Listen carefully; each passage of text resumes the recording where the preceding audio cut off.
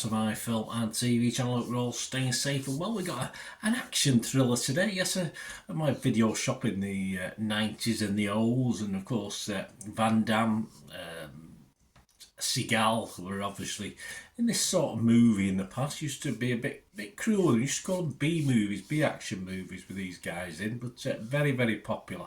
And I suppose this is bordering on that as well with the star we're talking about. But I like him. It's as simple as that. So I'm a bit biased for this review because I like well, not everything he does, but majority of what he does I've really enjoyed. There's just something about him.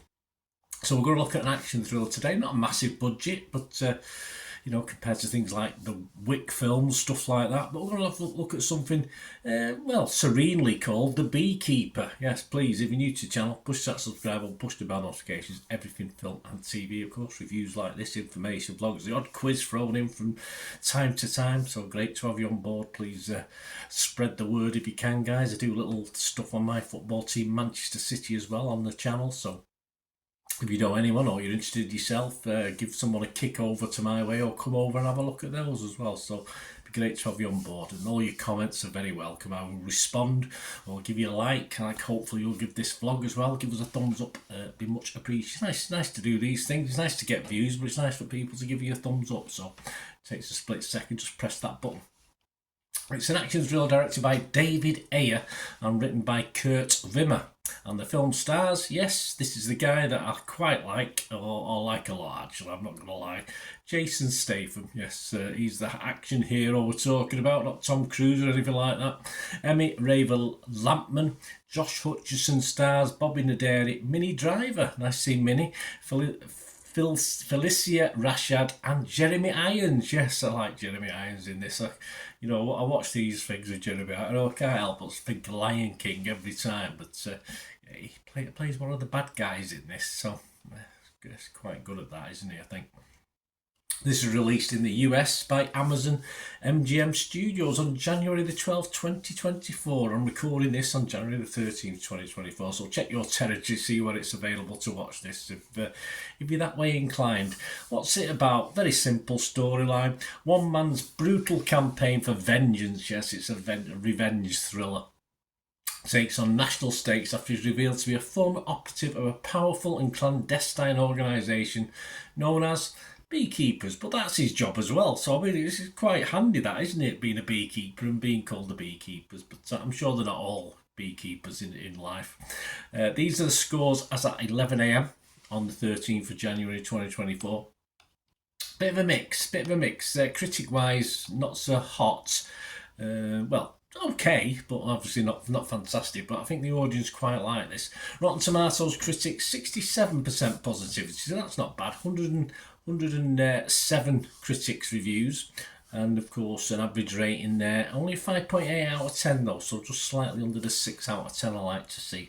So it's 72 fresh and 135 rotten. Yes, that's a hell of a split, nearly double, isn't it? But I don't particularly agree with it. Yet the consensus says cheerfully undemanding and enjoyably retrograde, The Beekeeper proves that when it comes to dispensing action thriller justice, Statham hasn't lost his sting. So the consensus is very good, although as you say, 67% positivity, 5.8 out of 10, 72 fresh, 135 rotten. It's a bit confusing, the Rotten Tomatoes rating. So isn't Metacritic any better? Is that a better guide? Well, their average is only 54 out of 100 based on 33 critics. 13 were positive, 15 were mixed, and 5 negative, and it scored anywhere between 25 out of 100 and 83 out of 100. So, yeah, critics are a bit weird on this one, but we get a better view from the public. That's what we like to see, isn't it? The Rotten Tomatoes audience themselves have no idea of numbers. 92% positive, 4.5 out of 5, so they liked it. And Internet Movie Database, 2,600 scores and reviews plus have been left, and it's getting a very healthy 6.7 out of 10. So mixed bag from the critics, but I think the public like it, and I think I've already hinted at what I think, what my opinion is of it. I do like Statham; it's as simple as that. But if the film isn't great, I'd say so. It doesn't matter. Of course, there's perhaps had one or two, or perhaps perhaps 3 or more Statham films that I've been a bit disappointed with. But I just thought this was, he does his John Wick Equalizer stuff admirably in this, and I'm all in. There's no messing about. The actual fight scenes are superbly done. Far-fetched, silly, of course they are. But yeah, I'm all in on this one.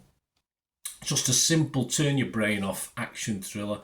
And if you watch my vlogs, you know I'm not really into action films as such. I like a good story, but I thought the story was all right. Nothing wrong with this one. Of course, it's a revenge action thriller, so yeah. Obviously, going after the bad guys. That's what we want, isn't it? When we watch these sort of films.